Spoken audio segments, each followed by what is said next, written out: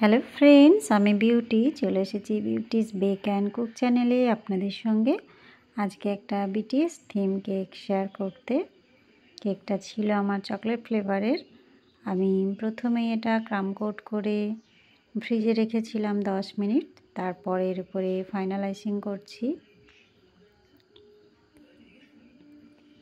আমি মিডিয়াম পরিমাণ ক্রিম এখানে ব্যবহার করছি। যারা নতুন তাদের জন্য যদি এইভাবে দিতে অসুবিধা হয় তাদেরকে বলবো পাইপিং ব্যাগের সাহায্যে ক্রিমটা দিলে কাজটা করতে অনেকটা সুবিধা হবে। আর এই ধরনের স্ক্র্যাপার যদি না থাকে তাহলে কোনো তাস, এটিএম কার্ড এই সবগুলো দিয়ে বেশ ভালোভাবে এরকমভাবে ফিনিশিং আনা যাবে সাইডটা। আর উপরটা আমি এই প্যালেট নাইফ দিয়ে সমান করে নিচ্ছি। যেখানে যেমন ক্রিম প্রয়োজন আবারও দিয়ে নিচ্ছি। হয়তো এক চান্সে পুরোপুরি কমপ্লিট করা যায় না, সেক্ষেত্রে ক্রিম যেখানে যেখানে প্রয়োজন একটু দিয়ে আবারও ফিনিশিংটা দিয়ে নিতে হবে। আর যদি এর উপর চকলেট ঢালার প্ল্যান থাকে তাহলে অবশ্যই এটা একটু ঠান্ডা করে নিতে হবে। আমি এটা 2 ঘন্টা ফ্রিজে রেখেছিলাম। এই যে আমার একটা ব্লু ভাব থেকে গেছে আমার কেকের উপরে, এটা আমি প্রথমে সিমার স্প্রে করেছিলাম কিন্তু আমার সেটা ভালো লাগেনি। পরে আমি চকলেট গানাশ, এটা হোয়াইট চকলেট গানাশ, তার সঙ্গে ব্লু কালার মিক্সড করেছি, করে উপরে অংশটা একটু দিয়ে নিলাম। কাস্টমার আমাকে যে ফটোটা পাঠিয়েছিলেন সেটা পুরোপুরি আলাদা ছিল, তাতে ফন্ডেন্ট দিয়ে কেকটা ছিল আর একটা ফটো ছিল। যাই হোক, আমি বলেছিলাম যে বাজেটটা একটু হাই হয়ে যাবে, তো সেক্ষেত্রে কাস্টমার বলেছিলেন না, আমি যেন ফটো দিয়ে কাজগুলো করি। এই যে গুগল থেকে আমি এগুলো প্রিন্ট করিয়ে নিয়েছি, সার্চ করিয়ে আমি প্রিন্ট করে নিয়েছি।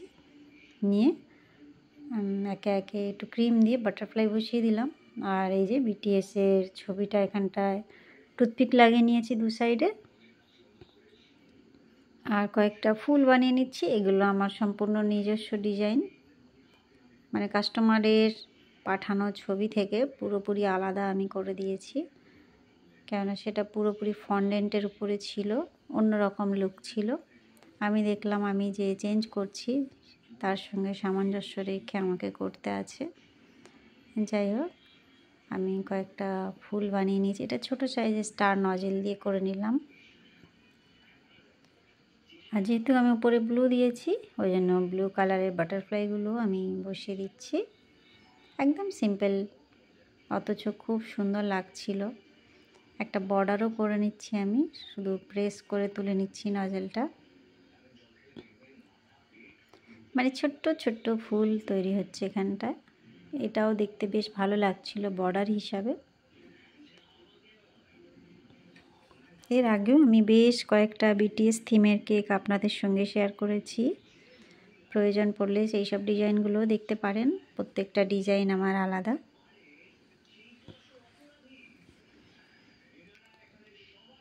এই যে আমি বর্ডারটা আস্তে আস্তে কমপ্লিট করে নিলাম। এবারে আমি নামটা লিখে নেবো এখানে। এটা আমি ক্রিম দিয়ে লিখছি। ক্রিমটা ভালো করে একদম কি বলবো, সফট করে নিয়েছি লেখার জন্য যাতে সুবিধা হয়। আর কয়েকটা হার্ট বানিয়ে নিচ্ছি উপরটায়। কাস্টমার কিন্তু কেকটা দেখে ভালোই খুশি হয়েছিলেন, খুবই খুশি হয়েছিলেন। কেকের লুকটা এত সুন্দর লাগছিল।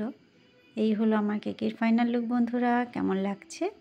ভালো লাগলে বা একটু হেল্পফুল মনে হলে অবশ্যই একটা লাইক করবেন। আমি ফেসবুক, ইনস্টাগ্রাম, ইউটিউব 3 জায়গাতেই আছি, আমাকে ফলো করতে পারেন। দেখা হবে নেক্সট ভিডিওয়ে। Bye bye.